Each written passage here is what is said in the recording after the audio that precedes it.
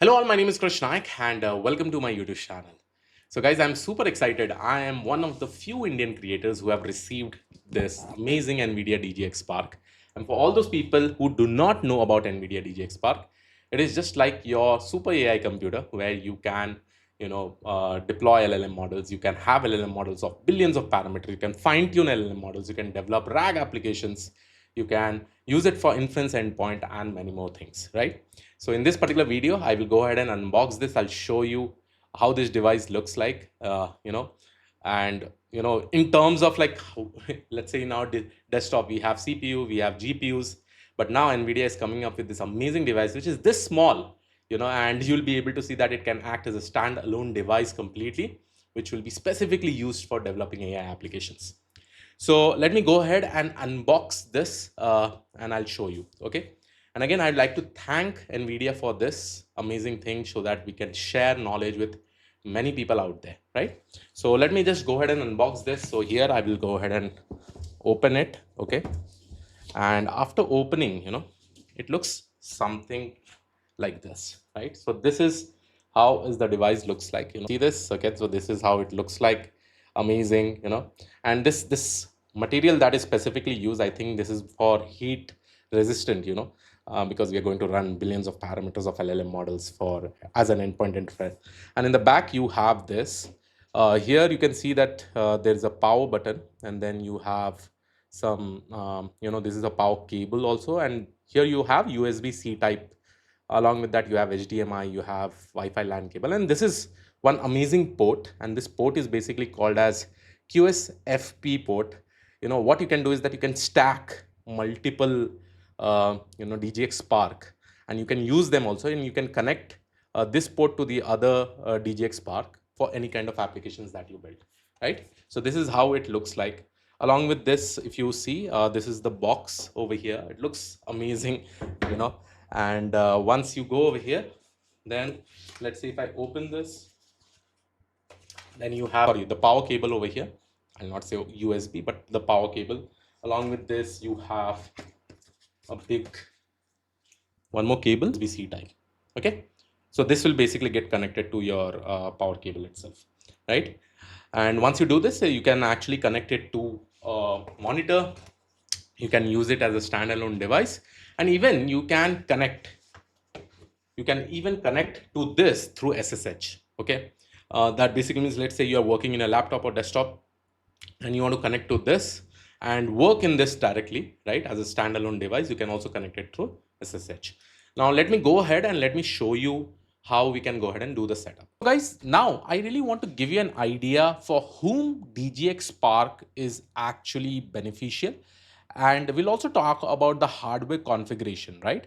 So if I consider DGX Spark, it is powered by NVIDIA Grace Blackwell architecture. DGX Spark enables developers, researchers, data scientists to prototype, deploy, and fine-tune large AI models on their desktop, right? So if you really want to quickly develop a POC, you want to see how things are, if you are a researcher already, if you are an AI developer who focuses more on building things in your local machine, then this NVIDIA DGX Spark will be quite amazing.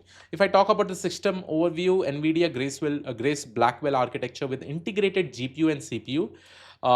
It has 128 GB unified system memory, and this memory is shared between the GPU and CPU for different kinds of tasks, right? It has 20 core ARM processor with high performance cores, and it also has advanced connectivity including Wi-Fi, 10 GB and ConnectX-7, support for AI models up to 200 billion parameters, right? Or 400 billion for dual Spark configuration, like one after, like you can also consider taking two, and you can probably connect them, through which you will be able to run 405 billion parameters, right? And other specification with respect to this are given over here. In GPU, it has this NVIDIA Blackwell architecture with 5th generation Tensor core, 4th generation RT cores. If I talk about which GPU it is being used over here, in this specific machine, that is NVIDIA DGX Spark, it is nothing but GB10, right? Grace Blackwell Superchip. Okay. Along with that, you have connectivity. You can connect it through Type C. You have network, Wi-Fi, Bluetooth, each and everything. Memory is 128 GB. Everything is mentioned over here. Along with that, you will also be able to perform video processing with the help of this encoder and decoder. That is also available over here itself, right? Guys, now I have connected my DGX Spark. So here you can actually see this is the DGX Spark. This is my power cable. This is the Type C connected to my keyboard and my mouse. Along with that, you can see that this is actually connected to this power. This is connected to my monitor, right, for the display. So all the things are over here, and now you can probably go ahead and just click on get started. So here you can see once I click on get started, it is asking me US English. It wants to probably select the time zone, so I will go ahead and select the correct time zone. So here you can see, let's see, so here it is Delhi. So I will go ahead and just click on continue. Okay, and now here you can see that it is giving me select your keyboard layout, whether it is in English US, select your keyboard variant, all these things. I'll go ahead and click on continue. And now here are the terms of use. Please read and agree before you use NVIDIA software. These are some basic stuff. So I have to just go ahead and scroll it till down, and then finally it gets enabled. Yeah. So I will go ahead and click on accept. And then create username. It will first of all tell you to probably go ahead and create the username. So I will just go ahead and create it. So let's say I will go ahead and write Krishna06. I will select a password for this. Okay, this is the initial step that you need to follow. Okay, and then I will go ahead and select the password,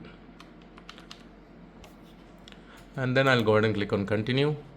You can see why we are specifically like this is just like a, if you want to help NVIDIA improve the experience, you can go ahead and select for this. I'll go ahead and continue over here. Now it is telling me to connecting to the Wi-Fi, available network. So I will just go ahead and select a Wi-Fi over here. This is my office Wi-Fi. I will just go ahead and select on join, and then finally it will get connected. Now after this step, this is just like it will be running on top of Linux. Once it gets connected, I think you should be able to see it. So it will probably, for doing this network configuration, it will go ahead and download some of the softwares that is required in the initial step. So it is also updating your DGX Spark. It is making sure to stay completely up to date with respect to all the libraries it has, okay, or it requires. So guys, till the setup has been done, NVIDIA has done one more amazing thing. With respect to documentation, it has definitely made an amazing materials related to DGX Spark. So here it is. You go to build.nvidia.com/spark, and here you'll be getting a lot of information, So if I talk about DGX Spark, as you all know, like DGX Spark has NVIDIA GPT-10 Grace Blackwell Superchip. Okay. And with respect to executing any kind of projects, there are multiple examples. So here you can see Nemoclom with Nemotron 3 Super and Telegram on DGX Spark, run models with llama.cpp on DGX Spark, VLLM for inference, connect 3 DGX Spark in a ring topology, right? So there are multiple examples. Even you can go ahead and run OpenClaw, and that is what I will be planning, in the future, you'll be seeing one tutorial that how I will be setting up Nemoclaw, and also talk about what is the differences between OpenClaw and Nemoclaw. But amazingly well, I can actually create this or use this DGX Spark for creating my own personal AI assistant, right? So here you can see that if you want to go ahead and set up, like you want to connect from another computer, right? So right now I just showed you that we did the entire setup as a standalone device. Now from this system, which is currently in Windows, I can also go ahead and probably connect it, right? So here you can see that you just have to go ahead and set up local network address. So I'll go ahead and configure now over here. And once we go ahead and configure, so here you get a lot of instruction. like set up local network access, and there is one more software which is called as NVIDIA Sync, So this NVIDIA Sync will actually, it's just like a desktop app that connects your computer to DGX Spark over the local network. So what I'll do for Windows, I will just go ahead and download this. And once for the first time I download, I will probably go ahead and execute this and install the file. So there is also a way that how you can connect it from manual SSH. You can just go ahead and directly use this particular command, and all the instruction is basically given, right? So guys, now the NVIDIA Sync software has got installed. It's getting installed. And along with the NVIDIA DGX Spark, right, you also get something which looks like this, So here, this is like a paper where you have the host name of the NVIDIA DGX Spark, and it is unique for every device, right? So I'm going to use this and directly probably write the host name when it will be required right now. So here you can see it will tell us to select the apps. Let's say with respect to Cursor, you want to use that as an ID or VS Code. So by default, I have Cursor and VS Code. So what I'm going to do is that I'll just go ahead and click on next. Looking for SSH services on your LAN, or there is an also option where you can connect directly, write all the information and connect it over here. So I'll write Krish. This will basically be my name. Okay. A friendly name to identify the device. And then here, I will go ahead and search for the device. If it does not get found out anything as such, I will just go ahead and write my host name. So my host name looks something like this: Spark 386 b.local. Okay, and as I said, it will be available in this page that will be given to you. By default, the port number is 22, and here it will ask for me my username. So I'll say Krishnax06, and password, I can go ahead and set up the same password which I have actually used it. Okay, so I'll go ahead and click on add. So finally, you can see that after putting all the information, now your setup is successfully done. Now you can probably connect from the system tray, it says, right? So I'll go ahead and click on get started. So guys, now once you click on get started, now what you can do is that I'll just hide my face to show you some more amazing thing. I'll just go ahead and click on NVIDIA Sync software, and I'll open it. Now see, in the right hand side, you'll get something like this.